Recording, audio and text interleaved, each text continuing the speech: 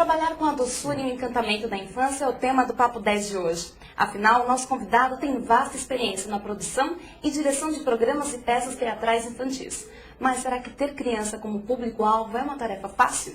Estas e outras dúvidas vamos tirar agora com o diretor Milton Neves. Tudo bem, Milton? Tudo bem.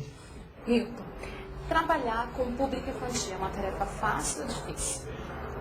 Muito difícil. Por quê? Porque o público infantil ele é exigente. Você não pode errar. Se eles não gostam, eles não gostam. Se eles gostam, eles gostam.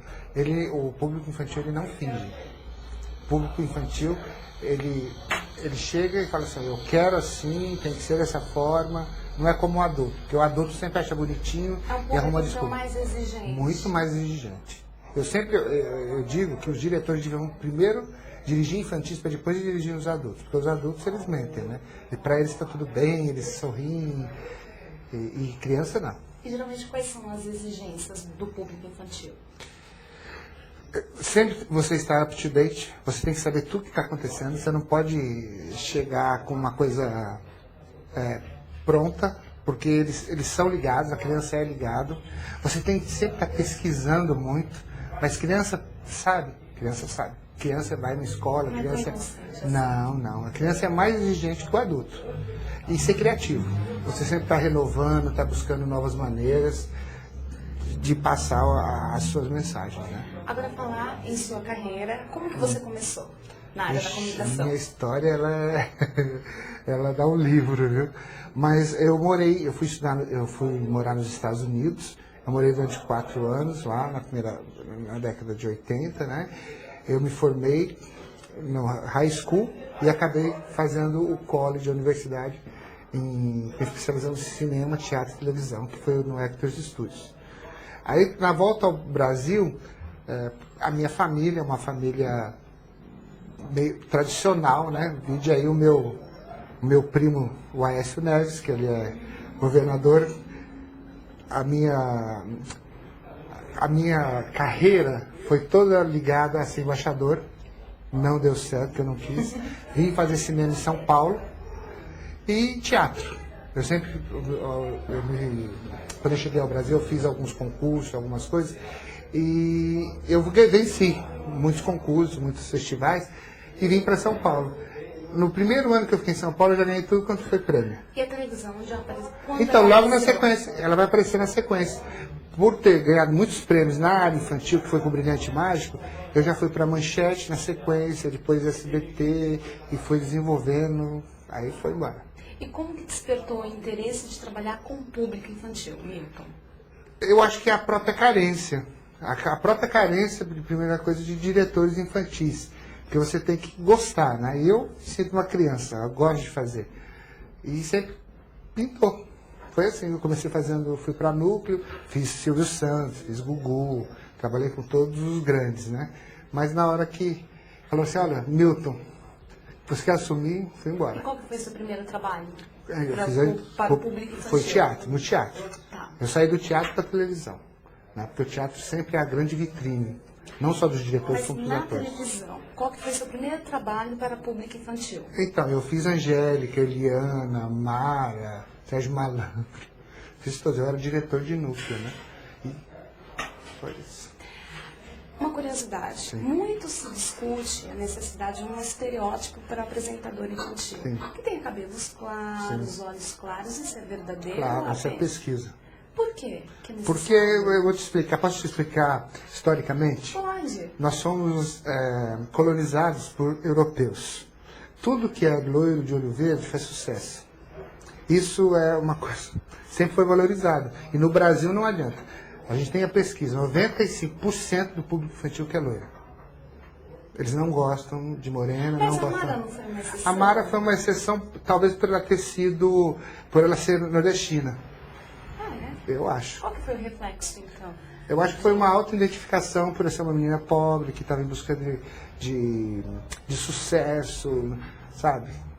Foi por isso, nada mais. E como que é produzir um programa infantil, Milton? Dá trabalho, muita pesquisa, você tem que selecionar muito bem quem vai trabalhar com você, porque não pode ser jogado, né, o trabalho. Ele tem que ter uma metodologia.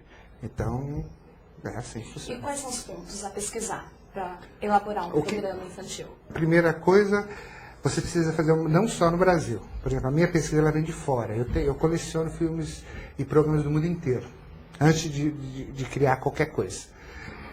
Ter profissionais que deem esse acompanhamento psicológico, para você não fazer a criança virar uma bobinha.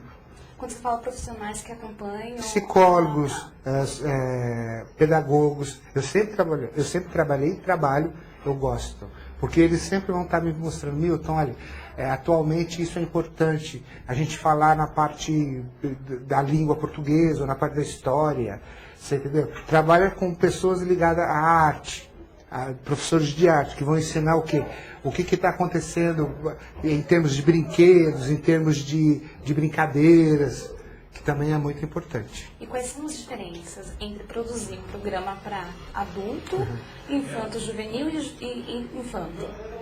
Olha, vamos falar. Do adulto, eu não vejo grandes dificuldades. Apesar que a gente faz esse monte de pesquisa, também que é importante, e ver o que o mercado está pedindo. Porque não adianta você fazer um programa porque é bonitinho. Sem você saber o que ele vai trazer de retorno, não adianta. Sabe, essa coisa, hoje em dia a gente tem que trazer uma pesquisa completa para ver se vale a pena ou não colocar no ar. E o adulto, esse é o ponto principal. E esse retorno, além da pesquisa, também é visto pela audiência? Claro, audiência e Ibope. Não deu Ibope, não dura. Infelizmente, assim. Por isso você tem que pesquisar muito antes de colocar no ar o que você vai fazer. O infanto-juvenil, não existe uma programação para o infanto-juvenil. Tanto é que você não vê nada para infanto-juvenil. É engraçado, ou você vê infantil, ou você vê esse teen, né, que a gente fala teen. Mas a gente separa por etapas. De 1 a 3, nós vamos ter os babies, vamos ter o pré-escolar e o escolar. Aí a gente vai trabalhar nessas faixas. Então eu sei o que eu vou precisar para o pré-escolar, que é a criança ainda que não aprendeu a ler. Depois eu vou ter o infantil, que vai ser escolar, que está aprendendo a ler, está descobrindo, e vou ter o teen, que é aquela coisa neutra, né? Que é entre estou crescendo, aborrecente e adulto. E como que você avalia a atual produção de programas infantis na TV É brasileira? muito triste. Por que é triste? É triste porque, primeira coisa, as pessoas acham que fazer um programa infantil é colocar uma caixa de maçã e pintar a carinha de palhacinho. Você entendeu? A criança de hoje são crianças inteligentes, e precisa de ter todo um trabalho em volta, né, disso tudo, e as pessoas não querem gastar. As grandes emissoras não querem gastar.